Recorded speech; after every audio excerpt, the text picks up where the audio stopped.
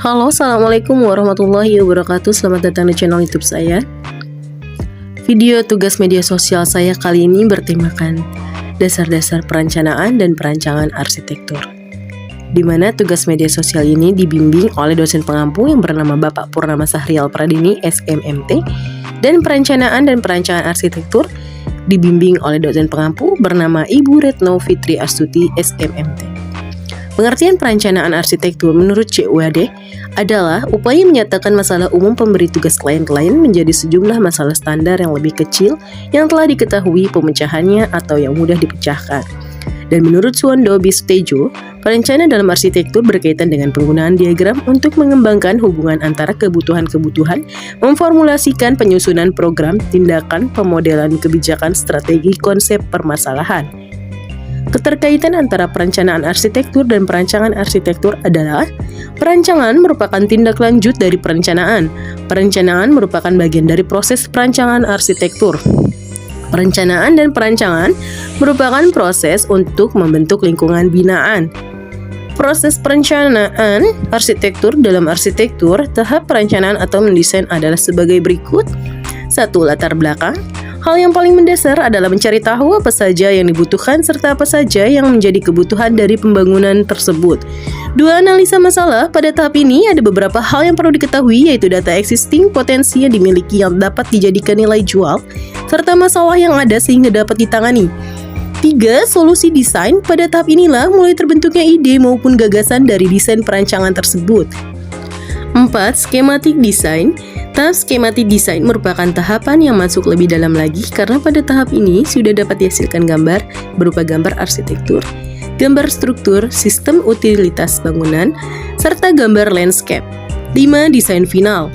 Tahap ini sudah menghasilkan dokumen perencanaan yang sudah terdiri dari desain serta gambar final yang nantinya akan diwujudkan atau direalisasikan.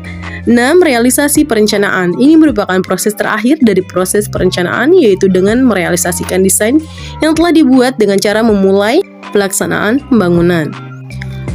Perancangan arsitektur, pengertiannya sudah saya jelaskan di video sebelumnya, yang menurut Jesse Jones 1990. Bangunan yang bagus tidak terjadi begitu saja. Bangunan-bangunan tersebut direncanakan terlebih dahulu agar terlihat bagus dan berfungsi dengan baik. Apabila arsiteknya baik dan klien-kliennya baik dan bijaksana dalam bekerja sama, maka penyusunan rancangan bangunan adalah tugas dari arsitek, dan ini merupakan hal yang paling penting sebelum merancang.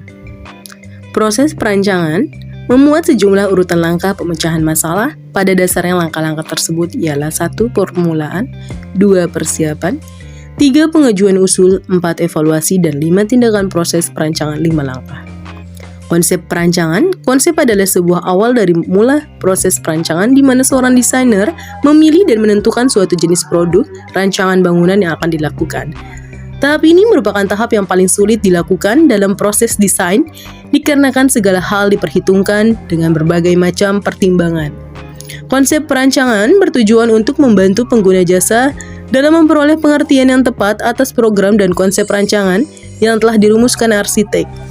Mendapatkan pola dan gubahan bentuk rancangan yang tepat, waktu pembangunan yang paling singkat, serta biaya yang paling ekonomis, memperoleh kesesuaian pengertian yang lebih tepat atas konsep perancangan serta pengaruhnya terhadap kelayakan lingkungan, menunjukkan keselarasan dan keterpaduan konsep rancangan terhadap ketentuan rencana tata kota dalam rangka perizinan. Kesimpulan yang bisa saya ambil adalah mata kuliah ini sangat berperan penting dalam dunia arsitektur, dikarenakan proses yang ditempuh dalam penyelesaiannya tidaklah sederhana. Dalam membuat suatu bangunan, kita harus memiliki rencana dan perancangan agar suatu bangunan yang kita bangun menjadi lebih layak fungsi, lebih indah, dan memiliki nilai estetik. Mungkin hanya ini saja yang bisa saya sampaikan. Kurang lebihnya mohon maaf. Wabillahi taufiq wal hidayah. Wassalamualaikum warahmatullahi wabarakatuh. Jangan lupa subscribe, like, komen, dan share video ini jika video ini bermanfaat.